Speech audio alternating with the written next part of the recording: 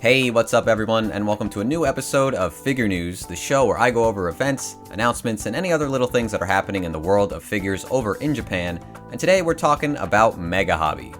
Megahouse hosted an event for their latest upcoming products over the past 2 weeks, and now that the event is over, I think it's a good time to check out their newest figures. One Fest has kinda fallen apart this year. It's still apparently happening this weekend, but many companies have pulled out and are hosting their own events like this one and the upcoming One Hobby. It's a bit of a shame that there's no longer one huge event, but having them all spread out like this does allow me to focus on one company at a time, which is beneficial in its own way.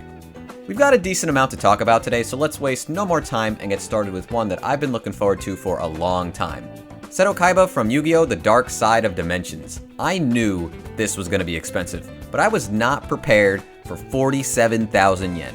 I just can't afford this, but I still love how this looks. The way Kaiba is sculpted looks so much better than the old Kotobukiya one. I mean, that one really is getting up there in age, so it's a bit unfair for me to say, but also the fact that he comes with these two beautifully painted and sculpted Blue Eyes White Dragons is just beyond cool. They absolutely steal the show here. The metallic paint looks amazing, and their wings spreading to both ends just give this figure this huge presence. Not only are their inclusion great as just like cool looking monsters, but the way they pose with Kaiba just makes this look like a piece of art. And I really can't get over how good this looks. This is the holy grail of Kaiba figures, plain and simple. Rei from Evangelion 3.0 plus 1.0 is getting a figure, this time featuring her long hair from the movie. Personally, I prefer the way she looks with long hair. I think it suits her pretty well. And the base she comes with is just like a slab of rock or something that she's sitting on, but I think it fits well. I've honestly seen a lot of Eva figures with bases just like this. I wouldn't say I'm blown away with this one, but overall it's a nice piece. Lego She from Beastars is getting a re-release, and I know this one became a bit desirable on the aftermarket, so it might be a good idea to pick it up if you like it. Though I always recommend looking up reviews before doing that. On top of this though, Megahouse also announced another Beastars figure, Lego She and Haru together. Now, we don't have anything to work with for this one, no figure, no prototype, not even artwork, so it's anyone's guess what this is actually going to end up looking like. Personally, I hope it's them dancing like from the opening of Season 1, as that's always been a highlight of the entire series for me. Honestly, it really could be anything, but that's what I would like to see. Hopefully this one turns out good regardless of what they go with though. We got a few Digimon figures. The first is Yamato and Gabumon running along the beach together, and you know, it's pretty cute. It's a very small figure though, maybe only like 5 inches or so. This seems to be part of a set as Tai and Agumon already exist. So I wonder if they plan to make the rest of the kids in this style. I'm sure they would look really nice lined up next to each other. We're also getting a Garurumon battle version, and compared to the last one, this guy is huge. We get to see a photo of someone actually holding him to get a better idea of his scale, and yeah, he's pretty freaking big. Looks great too. Pretty much looks exactly as he should. I really appreciate just how muscular this guy is. You could see it all over his body, that they really wanted to make sure to sculpt all those details in to make sure you know just how powerful he is. Alright, so I'm a bit behind on One Piece, so I don't know Yamato too well outside of social media, but their design is really appealing to me, and I think there's a lot of promise in this figure if Megahouse pulls it off. I love the outfit with the giant rope bow, and the huge club is a weapon you don't see many figures holding. I really want to see how this is going to look painted on top of everything else, because I know there's a lot of different colors in the original art. While there's some aspects that look a bit strange to me, like the face looks a little off for instance, I feel like once finally painted that won't be an issue. We got one scale for Pretty Derby at the event, Silence Suzuka. She comes with 2 faces, one a bit neutral and the other smiling. I prefer the smiling face personally as I find it cuter, but yeah, I don't really have too much to add to this one yet. It's a fairly basic sculpt with not too much to discuss. So we're finally getting a Soifon from Bleach. This one feels like it's been a long time coming. Megahouse has generally done a great job with its Bleach figures, so I expect this one to follow suit. I really love the orange added from the coat being tossed away. It adds a nice vibrancy to an otherwise simple color scheme and improves the overall appeal of this figure. She's got a cool pose too, and I like the way her hair tassels, or whatever those things are called, are flowing behind her, just for that added sense of motion. She's apparently being released in August, so we should know more information about her soon regarding her price. There was a potentially really cool Gojo from Jujutsu Kaisen announced, but unfortunately we only have a teaser to go off of and it completely hides his face. The one takeaway here is the base itself, where we could see a ton of stone or concrete shattering as he summons energy for his next attack. Gojo figures are very hit or miss though, you know what I mean? I I feel like oftentimes they just mess up the face and that kills the appeal of the entire figure. So I hope that not only does the action setup look great once it's fully painted, but they also nail the character design. 2 new Naruto announcements today. First off, Tamari is getting a new DX figure. We've seen 2 other Naruto DX figures so far, one for Hinata and Sakura. Basically similar to the Gojo we just saw, these figures are much more dynamic and capture the character in that like heat of the battle, heat of the moment kind of thing, you know what I mean? Like right when they're about to pull off that big special move or something. I wish we got some concept art for this one though. It would have been nice to see specifically what they were going for, but considering that we know how the line works, we can at least make some predictions, right? She's gonna be waving that huge fan around, summoning tornadoes, and just like the other 2, I'm sure this one's gonna look really nice. There's also a 1010 being made, which is great to see. Finally 1010 is getting a figure. Though keep in mind this is only a normal and not a DX figure. I'm sure Megahouse is just unsure of how many 1010 fans there are out there, which is fair. But hey, maybe if this one sells well enough, they'll consider making a DX for her. On top of those 2, Naruto in his Sage mode is also getting a re-release, if that interests you.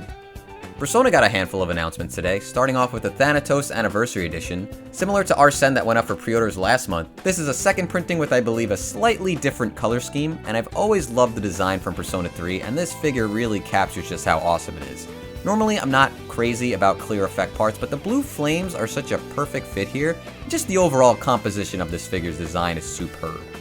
Next up is Haru from Persona 5, and she's joined by Morgana. Still in its early stages, but I do like how it's shaping up so far. I believe this is the first Haru that has her with her gun, so as long as they nail the face, I think this will be pretty unique at the very least. I also like the way that Morgana is coming out of the ground. It's very like cartoony and stylized. Yusuke is also getting a figure from Megahouse, though there was no prototype shown, unfortunately. And probably the most unexpected figure from Persona 5 was the announcement for Loki. I'm really interested in seeing what the final product ends up looking like for this guy. Just looking at his proportions, properly translating that design into 3D is going to look very unique in my opinion, and I hope they do it justice. Chizuru from Princess Connect Redive is getting a summer bikini figure, and I really like how much detail is crammed into this one. One of my biggest problems with swimsuit figures is that they're always so simple, yet ask for so much money. But here, it might actually just be justified. It just feels like everywhere you look, there's something there. Like all the jewelry she's wearing, and the sword in the ground, her hat has a ton of detail, and her swimsuit has some like crazy cloth flowing out to the side, all on top of her face being cute as well. Hopefully, she looks just as good once painted. We're getting 2 new figures from Z Gundam. Both prototypes are very early in their development. We're getting scales of Emma Sheen and Patamis Skoroko. Hopefully I said that right. Nothing too flashy, nothing I'm too interested in, but I think it's cool that Megahouse makes these human Gundam characters because most of the Gundam merch is Gunpla or figures of the mechs. We're also getting re-releases of Haman Karn and Quattro Vegeta. I remember at one point I actually did want to get Haman despite not seeing Z Gundam. I just like her design, and not Char, but definitely Char is looking quite handsome, but I think if I were to get a Char figure, it would be of the original design. But I do like that this one comes with optional parts for his arms and sunglasses. It's a good touch. Finally for Gundam, Mir Campbell from Gundam Seed is getting a Bunny Girl figure. No prototype, but we could see her silhouette to get a better idea of how she'll look in the end. This isn't the first Gundam Bunny we've seen. I actually like how the other one looks too, though I always thought Beast-style was a freeing thing, so is this a collab or can you just buy the rights to use Beast-style? I'm just going to assume that Freeing is making this and Megahouse is distributing it. That makes the most sense to me at least. Alright, this one's kind of weird and I wish I didn't have to say it out loud, but Nanachi is getting a new figure labeled Nanachi version Nya, which is like the sound she makes sometimes. I think maybe this scene might be the one, but I really don't specifically remember what this is supposed to be, so I'm just gonna guess this figure is her making a cute face or something. Next up is Nezuko from Kimetsu no Yaiba, and honestly, this one doesn't quite look so good, and I really wish I didn't have to say that, but it kinda just looks like a prize figure to me. For the price of 17,000 yen, I would definitely expect a lot more, but everything from the bland face to the basic pose is just not impressive, and I think Nezuko deserves much better at this point. If they wanted to go basic, then they should have focused on making her face more visually eye-catching. But at the same time, it barely looks like she's ready to fight too. So I just don't get what this figure wants to be. Uzui is also getting a figure, and similar to Nezuko, I don't really like this one so far, but I'm sure it'll look much better colored. Man, I don't know, it ain't flashy, he's just lying around in a boring pose. Alright, so I'm going to group these next announcements all together as they're all part of the lookup line of figurines. Basically just chibi, cute depictions of characters looking up at you. They're making some for One Piece, Demon Slayer, all of BTS, Evangelion, IQ, and a whole lot of girls from Pretty Derby. Ronka Lee from Macross is getting a new figure based off the short film Labyrinth of Time, so she'll be in a very pretty yellow and green dress with a matching umbrella.